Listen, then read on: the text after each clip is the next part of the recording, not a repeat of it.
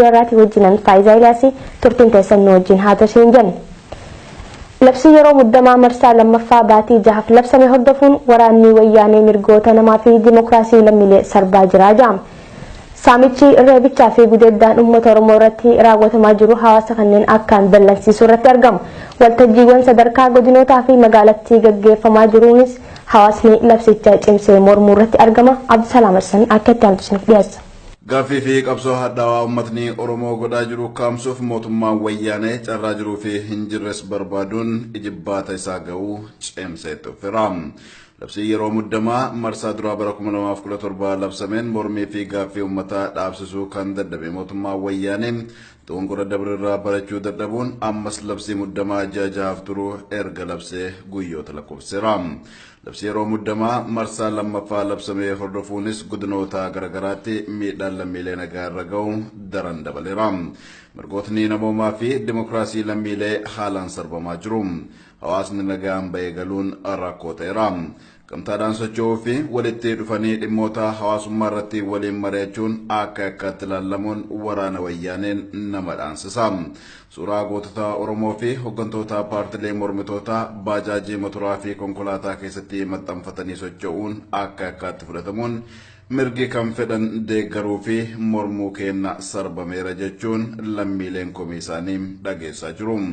Gaggeessitoota olaanoo mootummaa naannoo Oromiyaa kan ta'an suuraawwan pireezidaantii Lammaa Magarsaa fi Dr. Abiy Ahmed maxxanfatanii socho'uunis yakka ta'eera. Labsii yeroo muddamaa gaaffii mirgaa fi qabsoo karaa nagaa uummata Oromoo ukkaamsuuf labsame saamicha ajjeechaa fi reebichaa waraana wayyaaneen gaggeeffamuuf haala mijeessuuf ta'uun isaa tarkaanfii qabatamaa yeroo ammaa guutuu Oromiyaatti fudhatamaa jiruun mirkaneeffanneerra jedhan namootni yaadanuuf laatan. Reebichi saamichi qabeenyaa fi gudeeddaa waraanaa wayyaaneen dubartoota Oromoo irra ga'u akkaan dabalaa dhufeera. Rakkoolee labsii yeroo muddamaa labsame kana hordofuun akka naannoo Oromiyaatti mul'ataa jiran kanneen akka ragaatti dhiyeessuun hawaasni godinootaa fi magaalota garaagaraa labsii yeroo muddamaa balaaleffataa jiru. Labsii yeroo muddamaa labsame kun mirgoota namoomaa lammiilee eegsisuu tilmaama keessa kan galche jedhamuun ibsi yeroo adda addaatti aangootti PLF irraa kennamus qabatamaan wanti lafarratti mul'ataa jiru faallaa kana ta'e argamuun hawaasa akkaan dallanseera.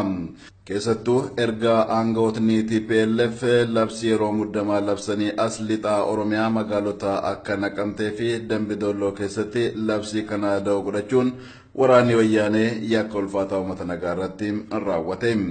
Labsii yeroo muddamaa mana maree bakka bu'oota uummataan akka hin mirkanoofne dhiibbaan kan godhamaa jiru yoo ta'u, dulee miseensotni paarlaamaa labsii yeroo muddamaa kana akka morman godhamaa jiru keessaa fi alaas cimee tuffeera. Gama biraatiin labsii muddamaa uummata goolaa jiru kun jimaata dhufu mana maree bakka bu'oota uummataaf dhiyaata. Godina Qeellam Wallaggaa magaalaa Dambidollootti tarkaanfii abbaa torbeetiin fudhatameen miseensota raayyaa ittisa wayyaanee 5 lubbuun akka dabartee maddeen OMN himan. Yeroo ammaa magaalattiin humnoota waraanaatiin goolamaa akka jirtus maddeen kun gabaasanii dabalata gabaasa kana akka itti aantu isiniif dhiyeessina. Labsii yeroo muddamaa hordofuudhaan humnoonni raayyaa ittisa wayyaanee magaalaa Dambidolloo keessa faca'uudhaan dargaggoota hedduu reebaa akka jiranii fi kanneen hafanis hedduu hidhaa akka jirantu gabaafame. Yeroo ammaa sodaa nageenyaa irraan kan ka'e hawaasni magaalattii bobbaa fi gala wallaallee rakkachaa jirra jechuun dubbatan. Abbaa torbeetiin godina Qeellam Wallaggaa magaalaa Dambidolloo keessatti tarkaanfii miseensota raayyaa ittisa wayyaanee irratti fudhataniin yoo xiqqaate lubbuun miseensota raayyaa ittisa wayyaanee 5 ajjeesuu danda'aniiti jiran. Yeroo ammaa magaalattiin humnoota waraanaatiin goolamaa akka jirtuu fi nageenya amansiisaan akka dhabame maddeen keenya OMN himan. Akka namni achirraa dubbifne yaada nuuf kennetti ganama arraa qofa konkolaattota ooraalii 3 oltu waraana fe'atee gara magaalattii seenee jechuun dubbata. Magaalaa Dambidolloo keessa yeroo ammaa humni waraanaa haalaan heddummaa fi baay'atii magaalaa keessa faffaca'eetu jira. Uummanni sodaa nageenyaa irraa qabuuf ba'ee galuuf yeroo itti yaaddaa kan jirudha. Baay'ee rakkisaadha. Magaalaa Dambidolloo keessa jiraachuu yeroo ammaa baay'ee ulfaataadha. Maaliif humni raayyaa ittisa biyyaa akka naannoo Gambeellaa galee magaalattii to'annaa sagalee oolcheetu jira. Yoomirraa kaasee kan seenu gara magaalattii? Yeroowwan darban kana keessa edaa halkan edaallee waraanidhaan akka galanidha kan odeeffannoo qabnu biyyattiin humna raayyaa biyyaa to'annaa kan galteetu jirti yeroo ammaa kana. Abbaan Torbee namoota meeqa kan lubbuun isaanii galaafate? Abbaan Torbeen kan jedhamu amma ammaatti odeeffannoon eegamu Torbee keessatti sarkaan fudhataa jira. Torbaan fudhataa jira. Amma lakkoofsa isaa beekuu jedhaa baannuti akka namni du'eedha kan inni odeeffannoo qabnu namni biyyaa keessa sarkaan abbaa Torbeetiin akka du'e oduuwwan garaagaraa haasa'amaatu jiru. Qabatammaa isaa beekaa baadhus namni lama akka du'eedha amma ammaatti. Amma ammaatti nama lama? Amma kaleessa bu'aa nama lama torban darbe keessa immoo namni sadii akka du'e gaafa guyyaa jimma sanbadduraa namni sadii akka du'ee fi walumaa galatti namni shanii hanga. Waraanni kunneen sababni itti gara magaalaatti seenaa jiraniif abbaa Torbee barbaachaaf akka ta'e himuun keessattuu tarkaanfii guyyaa kaleessaa abbaa Torbeetiin fudhatame kanaan wal qabate miseensonni waraanaa uffata uummataa uffachuudhaan magaalattii keessa halkan edaa namoota 4 qabanii konkolaataa paatroolii irratti qabanii akka deemanii fi hanga ammaatti achi buuteen namoota kanneenitis hin beekamne jedha namni kun. Guyyoota 3 dabran keessa lixa Oromiyaa magaalota Naqamtee fi Dambidolloo keessatti loltoonni miidhaa ulfaataa uummata irraan gahaa akka jiran gabaasaa turuun keenya ni yaadatama. Komaandi poostiin labsii yeroo muddamaa ibsa baaseen sochii humnoonni nageenyaa taasisaniin tasgabbiin uumamuu danda'amu addeesse. Ibsichi ajjechaa jumlaa raayyaa ittisa wayyaaneetiin raawwatamaa jiru kan hin kaasinii fi inumaa gochoota suukanneessaa san deeggaraniin uwwifamuu beekame. Dabalata gabaasa kanaa Usmaan Abdulatiiftu dhiyeessa. Komaandi poostiin labsii yeroo muddamaa ibsa guyyaa kaleessaa baaseen labsichi erga bahees sochii humnoonni nageenyaa taasisaniin yeroo gabaabaa keessatti nagayaa fi tasgabbii uumuun danda'amuu beeksise. Akka ibsa kanaatti labsii yeroo muddamaa eega labsamee kaasee nagayaa fi tasgabbiin uumamaa kan dhufe ta'us guyyoota 2 fi 3 dabranitti Oromiyaa keessattuu magaalota Naqamtee fi Dambidollootti humnoonni seeraan alaa nagayaa fi tasgabbii jeequuf carraaqii taasisuun garasitti humnoota nageenyaa irratti boombii harkaa darbachuun balaa dhaqqabsiisuuf sochii taasisuu isaanii ibsa. Humnoonni nageenyaa nagayaa fi tasgabbii mirkaneessuuf sochii taasisaniin hamma danda'ame lubbuun namaa akka hin dabarre of eeggannoo barbaachisaa taasisaa kan jiran ta'uu kan tuqu ibsichi akka qajeelfama isaanii kan namitti rakkachaa fi dabrees ifii isaanii balaadhaaf saaxilaa haalicha to'annoo jala oolchuudhaaf haala obsa barbaachisuun carraaqqii taasisaa jiru jedha. Ibsichi ajjechaa jumlaa raayyaa ittisa wayyaaniin Dambidolloo fi Naqamteetti raawwate kan hin kaasinii fi inumaa gochoota suukanneessaa san deeggaran jajjabeessuun isaa addeeffame. Kun ammoo ittiin bulmaata seeraa fi qaroominaa biyyattii kan tarkaanfachiisu osoo hin taane daran biyyattiin jeeqama biraatiin akka dhuunfatamtuuf waan karra saaqu. Ibsichi qeerrootti qubalaachuun humnoonni kanneen gocha badii isaanii kanarraa hatattamaan kan ifin qusanne yoo ta'e akka labsii yeroo hatattamaa fi qajeelfama isaatti qaamolee kanneen irratti tarkaanfiin barbaachisaadha. Tarkaanfii fudhatamu kanaas humnoota nageenyaa fi ajaja kennuusaa waajjirri komaandii poostii ibsa isaatiin dubbatama. Ejjennoon kun ammoo fedhii fi faayidaa uummataa kan calaqqisu miti. Uummanni yeroo garaagaraatti komaandii poostii akka hin barbaanne kana kaasaa jiruu fi nageenya kan booreessaa jiru raayyaa ittisa biyyaa waan ta'eef sochii bu'uura heeraa tokkollee hin qabne kan raayyaa ittisa biyyaatiin raawwatu hatattamatti akka isaanirraa dhaabbatu gaafachuurratti argaman. Akka ibsa kanaatti naannoo Oromiyaatti miseensonni bakka buutota uummataa mana jireenyaa fi teessoon isaanii miidiyaalee hawaasummaa garaagaraan raabsamuun humnoonni farra nageenyaa hanga mana isaaniitti deemuunii fi bilbiluun isaan sodaachisaa akka jiran filatamtoonni uummataa fi maatiin isaanii komaandii poostii kanatti irra deddeebi'uun himannaa dhiheessaa akka jiran ibsa. Kuni soba qaamonni komaandii poostiin farra nageenyaa jechuudhaan dubbate kamilleen miidiyaa hawaasummaa irratti odeeffannoowwan guutuu bakka buutota uummataa kan labsee hin jiru. Kun shira guddaa lafa jalaan xaxamaa jiru saaxilee warreen jaanis muraasaa miti. Itti dabaluun ibsichi nagaya biyyattii guutumaan guututti mirkaneessuuf carraaqqii mootummaa fi humnoonni nageenyaa taasisan akka milkaa'u uummatichi carraaqqii gama maraa jalqabe cimsee akka itti fufuus waajjirri komaandii poostii yaamicha dhiheesse. Murtiin dabaa ammaanuu haalli isaa hammaachaa dhufe kun kan uummata ittiin goolaa jiran labsii yeroo muddamaa akkanumaanuu jimmata dhufu ni raggaasifama jaamee eeggamaa jiramu. Guyyaa kaleessaa rasaasa humna tika mootummaatiin Naqamteetti kan ajjeefame dargaggoo Abbabaa Mokonnon sirni awwaalcha isaa bakka dhaloota isaa naannoo magaalaa Najjootti raawwatamuun himame. Gama biraatiin haalli magaalota Najjoo fi Naqamtee keessatti mul'atu nagaa jira jechuuf kan nama dandeessisu miti jedhu jiraattonni. Gocha humnoonni tika mootummaa raawwataniin barattoonni yuunivarsiitii Wallaggaattis rakkoof saaxilamaati jirra jechuun himanii dabalata gabaasa kanaa Yihuun Ingidaatu dhiyeessa. Godina Wallaggaa Bahaatti kan argamtu magaalaan Naqamtee tibbana humna waraanaa fi poolisii federaalaa mootummaa nagarasitti bobbaaseen onkuramaa turteetti. Humnoonni magaalichatti bobbaafaman kunniin dhukaasaa fi reebicha hamaa miiratti gaafatamummaa hin qabneen jiraattota irratti raawwataniin uummanni qe'ee ofii irratti aarsaa hanga wareegama lubbuu kaffaluuf dirqameera. Qeerroo fi hawaasni magaalaa Naqamtee weerara humnoota tikaa kana mormuun diddaa sirna bulchiinsa biyyattii to'atee jiru irratti dhageessisaa jiruun wal qabatee gochoota gara jabinaa hamaan waraanni sirnichaa raawwataa jiruun guyyaa kaleessaa lubbuun nama tokko dabarteetti. Dhalootaan godina Wallaggaa Lixaa naannoo magaalaa Najjoo kan ta'e dargaggoo Abbabaa Mokonnon rasaasaa humnoota tikaan rukutame battalumatti lubbuun isaa darbuun beekameera. Reenfi dargaggoo Abbabaa Mokonnon kibxatuma kaleessaa galgala gara magaalaa Najjootti geeffamuu fi sirni awwaalcha isaas bakka qeerroo fi hawaasni magaalaa Najjoo fi naannoo ishee bal'inaan argametti raawwatamu jiraataan magaalaa Najjoo irraa dubbifne tokko ibseera. Wareegamuu dargaggoo Abbabaa Mokonnoniin wal qabatee hawaasni magaalaa Najjoo gadda cimaa keessa jiraachuu sababuma kanaan sochiin daldalaas ta'e geejjibaa guutummaan guutuutti dhaabbachuusaa nutti hime jiraataan kun. Qeerroon ganama bakka sirna awwaalcha isaanii deemanii jechuudha. Wanti irraa gaggeeffameera. Yeroo ammaa kana magaalaan Najjoo keessatti immoo sochiin hundumtuu adda jiteera. Sochiin cimaadha, manni cimaadha, sochiin hundumtuu dhaabbateera. Bakka magaalaan gaddumaan wanti itti Eebisaa kalee galgala jala dhufe naannoo sa'aatii tokko keessadha. Reeffi lamaa fi ambulaansii tokko inni ta'e. Jedha galgala dhufe reeffi. Hawaasa jira miirri ture yeroo ammaa gaddaan kan guutamedha. Haa ta'u malee qabsoon keenya kanaan kan dhaabbatu miti. Qabsoon keenya itti bobaa yeroo ammaa magaalaa keessa jira. Sochiin hundumtuu dhaabbateera. Hundumtuu sochiin cufaadha. Manni cufaadha. Manni nyaataa hundumtuu waan daldalli cufaadha. Makiinaan deemaa jiru.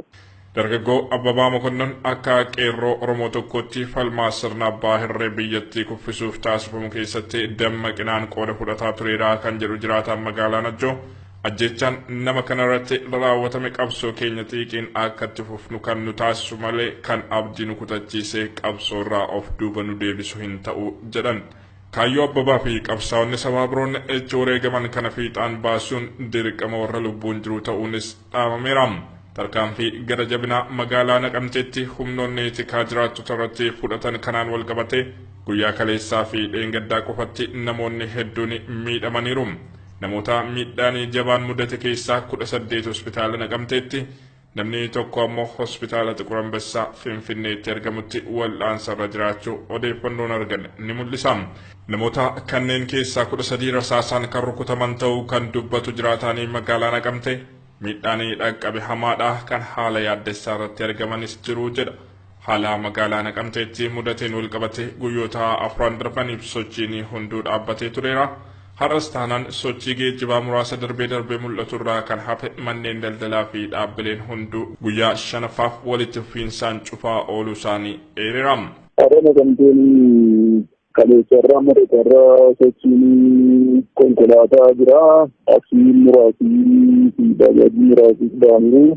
Garuu inni waraanaatuma kaleessaatti daandiin irra buufatanii taa'u. Dargaggoonni bakka tokkotti maree xiqqoon jira garuu tarkaanfii gaggeeffamaa ture irraan kan ta'e uummannis baay'ee aareera uummati aareera. Hundumtiyyuu aaree jira amma kana jedhamee nagaan beeraa jedhamee gargaritti dubbachuun danda'amu ammallee taanaan malee amma Naqamteen kana fakkaata. Walgaarrinfannaan qeerroo fi waraana sirnichaa garas buufatee jiru gidduutti itti fufeera. Naqamteetti ammas taanaan nagaan bu'eera jechuuf haalli dandeessisu hin jiru jedhe. Labsii yeroo muddamaa hin simannu waraanni magaalaa weeraree nageenya keenya goolaa jiru hatattamaan nurraa haa ba'uun ammas gaaffii ijoo hawaasaati. Labsii yeroo muddamaa bu'uuraa godhachuun humnoota tikaa magaalaa Naqamteetti bobbaafamanii jiran keessaa hedduun mooraa yuunivarsiitii Wallaggaa keessa buufataniiru. Reebicha hamaa mooraa keessaa fi doormii barattootaatti seenuun humnoonni kunniin barattoota irratti raawwataa jiraniinis barattoonni yuunivarsiitii Wallaggaa haala ulfaataa keessa jiraachuun beekameera. Barattoonni yuunivarsiitichaa haala isaan mudate kana jalaa dheessuuf kuun gara hawaasaatti baqatanii jiraachuu kuunis gara bosonaatti dheessuuf dirqamuu isaanii barataan yuunivarsiitii Wallaggaa irraa dubbise ibseera. Kaleessatti humni kun achi keessatti barattoota jiran irratti intarviiyuu gaggeessaa ture barattoonni hedduun mooraa kana gadhiisaniitu kan isaan bakka fincaa keessa jiran jechuudha. Akka naannoo industirii billaasaa akkaan biraa babbaqatanii warra kanneen namaa jiru malee achi keessatti nagaan qabu kaleessa deemgaree beekumsa guddaa ture doormii keessatti deemanii billaaran ijoollee reebii bakkee ijoolleen gabbaan bakkee sana miliyoon danda'u nama garafuu har'a egaa akkuma bakkee amma tokko tasgabbii jira mooraa kana keessatti tasgabbii jiraatu jira har'a naannoo sana jedhamu jechuudha. Gocha addatti barattoota yuunivarsiitii Wallaggaa irratti fuulleffatee raawwatamaa jiru kun ammoo poolisoota federaalaatiin kan raawwatamu ta'uunis hubatameera. Labsiin yeroo hatattamaa jimaata dhufu kana akka raga'uuf kanneen hojjetaa jiran hogganoonni OPDO tokko saaxilamaatti jiran. Isaan keessaa obbo Geetaachoo Badhaanee hogganoota dhaabichaa miseensota paarlaamaa fi OPDO fudhachiisuuf dhamaa jiran keessatti kan argaman ta'uu maddeen keenya gabaasanii Badri Yusuf akka itti aanutti isiniif dhiyeessa. Labsii waraanaa golgaa maqaa muddamaa yeroo ji'uun wayyaanonni Oromiyaa irratti seerawaa taasifataa jiraniif hoggantoonni OPDO olaanoon akka milkaa'uuf hojjetaa jiran saaxilamaa jiru. Hoggantoota OPDO olaanoo adda durummaan dhimma labsii muddamaa kana milkeessuuf hojjetaa jiran keessaa kanneen akka Geetaachoo Badhaanee jedhaman adda durummaan eeramu. Obbo Geetaachoo Badhaanee sirna ajjeechaa fi saamichaa Oromoo fi Oromiyaa irratti hammeesse wayyaaniif amanamaa ta'uun hoggantoota fi miseensota OPDO labsii yeroo muddamaa jimaata boruu kana kufu yookaan ragga'uuf murtii xumuraa eeggataa jiru kanarratti deeggarsaa sassaabaa jiran keessatti adda durummaan eeramaa jiru. Marii hanga ammatti taasifameen labsiin kun ni kufama jedhamee tilmaamamus garuu namoonni tokko miseensota paarlaamaa kana dadammaqsaa akka jirantu gabaafamaa jira. Paarlaamaan labsii kana dura ni dhaabbata yoo ta'e qabxiilee tokko irratti yaada deeggarsaa akka laataniif wayyaanonni shiroota garaagaraa adeemsisu irratti argamu. Hayyoonni fi uummanni Oromoo akkasuma qeeroon Oromiyaa marti labsiin muddamaa kun akka raggaaneef cimsanii mormuun hoggantoota fi miseensota paarlaamaa hundaafis dhaamsa xumuraa ergaa jiru. Dhaabbanni Dimokiraasummaa Uummata Oromoo labsiin mirga lammiilee ugguru kun akka gatii dhabuufis dirqama isaanii bahu jechuun xinxaltoonni yaada isaanii dhiheessaa jiru. Sirni abbaa irree wayyaanee labsii muddamaa fi doorsisaa kana akka haquuf qaamonni hawaasaa dhaabbileen siyaasaa fi mootummoonni alaa kanneen akka Ameerikaa fi Ingilizilleen dura dhaabbataa jiru. OPDO'n murtiin alagaan dhiiga ilmaan Oromoo qulqulluu sodaa tokko malee akka dhangalaasuuf karaa saaquu kana uummata Oromoo fi Oromiyaa irratti akka ragga'uuf sagalee ni kenniti yoo ta'e yakka seenan gaafachiisaa saba bakka buune jaan uummata Oromoo irratti raawwatanii jechuun sabboontonni Oromoo akeekkachiisaa jiru. Mootummaan murna bicuu ilmaan Tigraay wayyaaneen golgaa labsii muddamaa kanaan tarkaanfiilee gara jabinaa waraanichi uummata irratti akka fudhatuufis karaa miidiyaa isaatiin labsaa jira. Ilmaan Oromoo baroota dheeraan dura wayyaanotaan hidhamanii du'aa fi jireenyi isaanii addaan hin baramin lakkoofsi isaanii akkaan dabalaati jira. Miseensa gameessaa adda bilisummaa Oromoo kan ture obbo Bareentoo Boruu yookaan Husseen Alii maatiin isaanii iyyaafachuu irratti argama. Badri Yusuf akka itti aanutti isiniif dhiyeessa. Ilmaan Oromoo baroota dheeraan dura harka diinatti kufuu malu ji'amanii shakkaman garuu du'uu fi jireenyi isaanii addaan baramin lakkoofsi isaanii dabalaa jira. Addatti hoggantoota adda bilisummaa Oromoo olaanoo warreen turan kanneen akka obbo Nadhii Gammadaa fi obbo Bareentoo Boruu adda durummaan eeramu. Eessa buuteen hogganaa olaanaa adda bilisummaa Oromoo obbo Nadhii Gammadaa yoo hidhaa jiraatan eessatti hidhaman yoo du'an ta'an ammoo boolla tamitti awwaalaman gaaffiin jettu dhaabbatummaan sammuu dhalattoota Oromoo hedduu jeeqaa jira. Hoggantoonni kaleessa isaan waliin warraa isarra turan as bahanii gaaffii kana deebisuu hanqatuun ammoo yaada jiru walxaxaa taasisee jira. Kun kanaan tahee osoo jiru amma ammoo hoggantoota adda bilisummaa Oromoo olaanoo keessaa tokko kan ta'an itti aanaa barreessaa obbo Nadhii Gammadaa kan turan obbo Bareentoo Boruu yookaan Hussein Ahmad Ali maatiin isaa iyyaafataa jiru. Obbo Bareentoo Boruu yookaan Hussein Ahmad Ali abbaa isaanii Ahmad Alii fi haadha isaanii aadde Mardiyaa Yusuf Dibloo irraa godina Harargee lixaa aanaa Ciroo ganda Baqqaloo jedhamutti dhalatan. Akkuma barumsa isaanii xumuraniin obbo Bareentoo Boruu sirna mootummaa Dargii keessatti bulchaa Araddarraa hanga godinatti taligaa turan. Haaluma kanaan bara 1972 akka lakkoofsa Itoophiyaatti bulchaa aanaa Ciroo ta'uudhaan akkasuma naannoo bara 1975 akka lakkoofsa Itoophiyaatti bulchaa godinaa kutaa Harargee ta'uudhaan hojjechaa osoo jiran bara 1976 akka lakkoofsa Itoophiyaa keessa ammoo adda bilisummaa Oromoo waliin hidhata qabda jedhamanii ganna 3 oliif mana hidhaa Hararitti hidhamanii odeessinu dhaqqabe. kana booda naannoo bara 1979 akka lakkoofsa Itoophiyaatti mana hidhaatii erga bahanii qaama guutuun adda bilisummaa Oromootti dabalaman. Haaluma kanaan wayita adda bilisummaa Oromoo baha biyyattii dhuunfatee yeroo muraasaaf bulchaa ture sanitti jalqaba irratti bulchaa konyaa malkaa bal'oo ta'uudhaan magaalaa Harwaacaa turan. Achirraa ammoo gara magaalaa Dadar dhufuudhaan miseensa koree jiddu galeessa adda bilisummaa Oromoo fi itti aanaa fi barreessaa obbo Nadhii Gammadaa ta'uun hojjechaa turan. Haa ta'u garuu osoo kanaan jiran akka lakkoofsa Itoophiyaatti bara 1987 keessa achi buuteen isaanii dhabamee ji'umaatiin akkuma waahillan isaanii biroo obbo Bareentoo Borus mana hidhaa keessa lubbuun jiran abdii jedhuu fi odeeffannoo asii fi achi deemtuun qalbiin nurarraatee ji'umaatii fi firoottan isaanii kanaaf yoo mana hidhaa wayyaanee keessa jiraatan akka gallakkifaman akkasuma namoonni isa beekan yoo jiraatan odeeffannoo dhugaa akka nuuf laattan jechuun gaafatan maatiin obbo Bareentoo Boruu yookaan Huseen Ahmad. Yeroon isaa dheeratus wayita hidhamtoonni manneen hidhaa keessa turan gallakkifamaa jiran kanatti ni baha jennee osoo eeynu qalbiin keenya nurarraatee ji'umaatiin obbo Bareentoo Boruu dhaamsa iyyaafannoo Oromiyaa Miidiyaa Neetwoorkiif ergan kanan nutis dhimma ilmaan Oromoo baroota dheeraa dura hidhaman odeessi isaanii dhabame kanneen akka obbo Nadhii Gammadaa fi obbo Bareentoo Boruu irratti qaamonni iyyaafannoo qabdan yoo jiraattan nu qunnamuu dandeessu jenna. Daawwattoota fi dhaggeeffattoota keenya suuraan obbo Bareentoo Boruu yookaan Huseen Ahmad Alii rakkoo neetwoork irraa nu dhaqqabuu hin dandeenyeen of kolchaa jenna. Talagaa daawwattoota keenya kabajamoo gama kiyyaan nagaatti isiniin jecha qophii.